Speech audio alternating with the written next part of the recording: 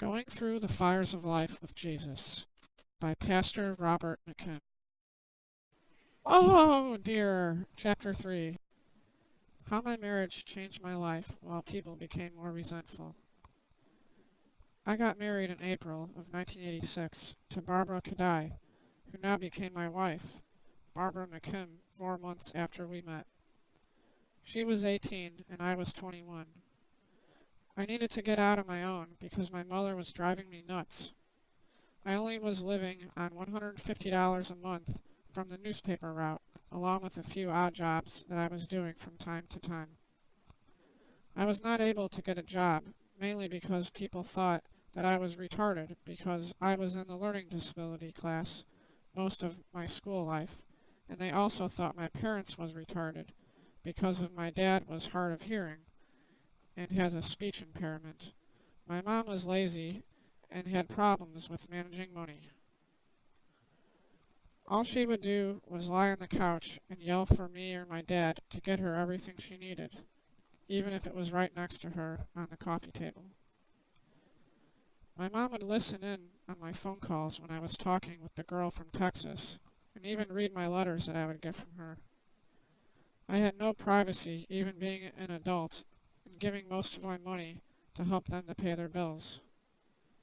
Another thing is that no one would give me a job because of how people judged me because of them. The man who finds a wife finds a treasure, and he receives favor from the Lord. Proverbs 18:22. My wife and I both attended the same storefront church before we were married that was pastored by the late Reverend Keaton in Newcomerstown, Ohio, on Beaver Street. I didn't know it till she told me that she remembered seeing me there. I used to go there when my great-grandmother was living. I seeing another girl the same time I was seeing my wife before I married her because she said she didn't like me. She told me the first time she saw me that she was not into me and thought I was a geek, and told me to see anyone else if I wanted to.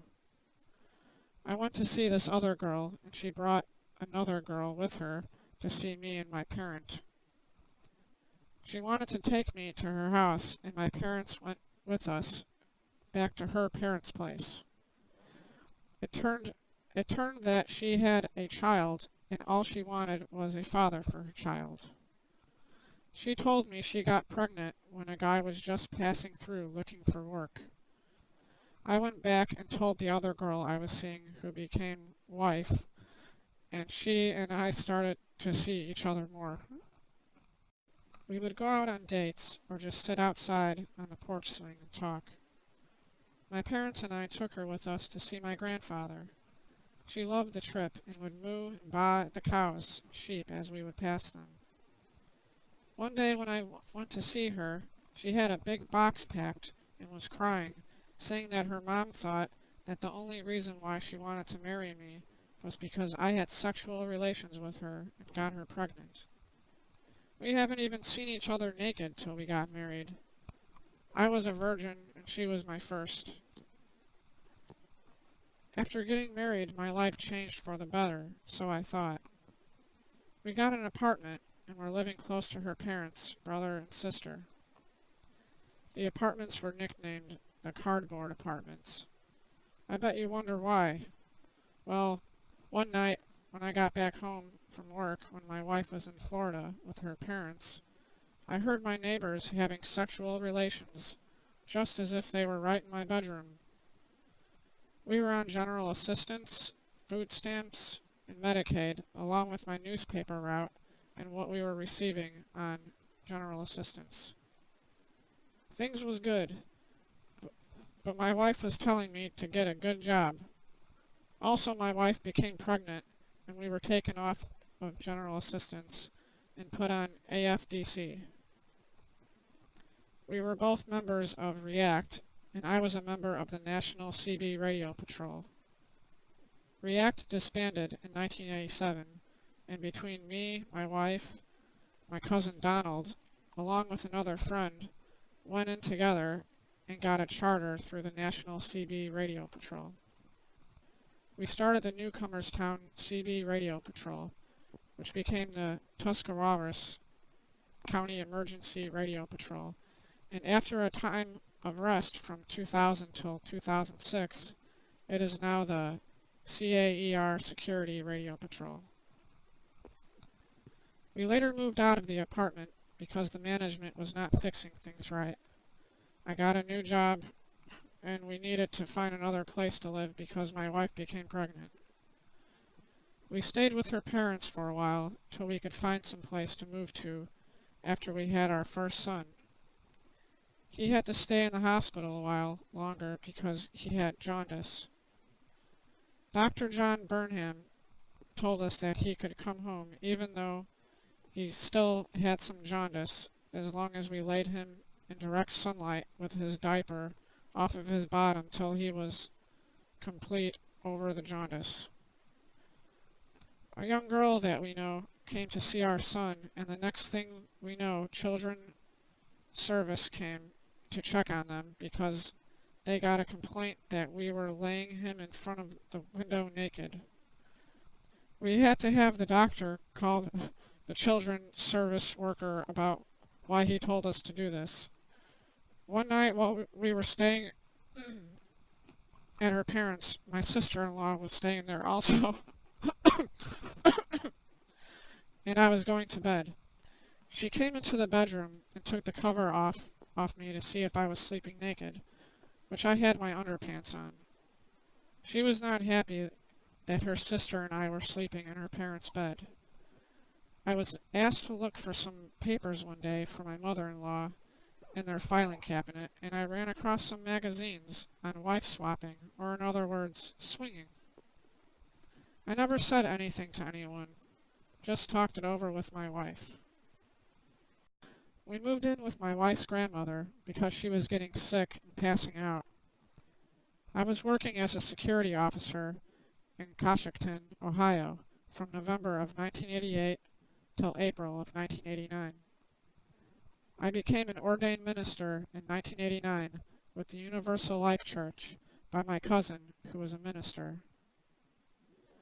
This was way before the internet even became into existence. Many people have doubts that the Universal Life Church is a real church. The Universal Life Church is a real church because it is people and ministers like me that make it real, not the government and not the internet. A church is made up of people, just like all of the mainstream churches. There are many who are not right with God and who are not doing what God has told them to do or taught them to do from the beginning of their time. We had friends that we would visit from time to time, and they would be watching porn movies right on their living room TV, like it was just an action movie. I was very uncomfortable and told her about it. I told her that those movies should not be shown out in the open where everyone can watch. She told me that her dad, uncle, and a friend would drink and watch those movies when she was younger. When she was 16, her dad, uncle, and a family friend was watching a movie, and she was raped by who she thought was to be her uncle. My wife was a very sexually aggressive young woman before she got pregnant. But when she was pregnant, she became even more sexually aggressive, because one evening after watching a movie on HBO with a woman friend of ours when her husband was in jail and her daughters was with their real dads, my wife started to play with my private place. She would keep asking me what I want, and I told her I was getting what I want. She went even farther and pulled my privates out of my pants and started to have sex with me. I think she wanted me to do something with her and our friend together that I wasn't comfortable doing. She kept on me until we had sex on the couch. Our friend went into the kitchen to get some coffee before we started, and I was scared that our friend would catch us. I asked my wife what the other woman was doing because I heard footsteps on the wooden floor. My wife told me that our friend had come back in the living room and was watching us. I asked her what she was doing, and my wife said she was masturbating herself.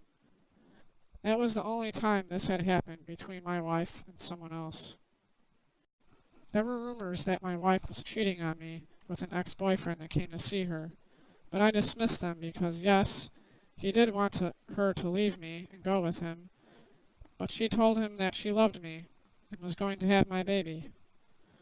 There were many other rumors throughout our marriage about us having a threesome, and that she was cheating on me with other men when she would go out drinking with her friends and family. When I would tell her about them, all she would say was, "Who are you going to believe, them or me?" She never said yes or no.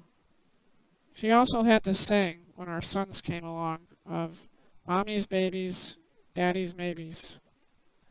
She had always had some funny ways about her that kept me wondering if the rumors were true.